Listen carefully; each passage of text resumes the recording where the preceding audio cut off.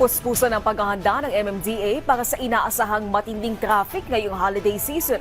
Bukod sa operating hours sa mga mall, i-extend din ang duty ng mga traffic enforcers. Si Jenny Red ng PIA sa Balitang Pambansa.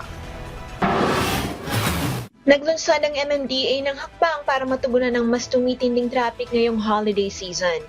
Sa panayam kay MMDA General Manager Undersecretary Procopio Lipana, hanggang alas 12 ng hating gabi ang magiging duty ng traffic enforcers kasabay ng pagpapalawig ng operating hours sa mga malls mula alas 11 ng umaga hanggang alas 11 ng gabi.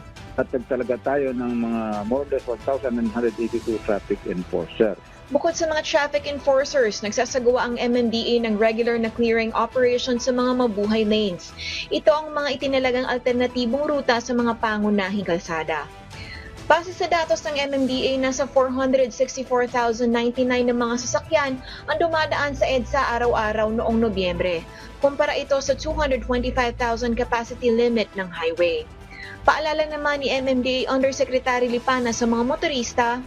Siyempre, alam natin pag may road traffic congestion at marami tayong mga kababayan na madaling mag-iit ng ulo, so paalala natin ay magbaon ng maraming pasensya, talagang magkakaroon ng traffic congestion at maging unawa tayo sa ating mga kapwa motorista.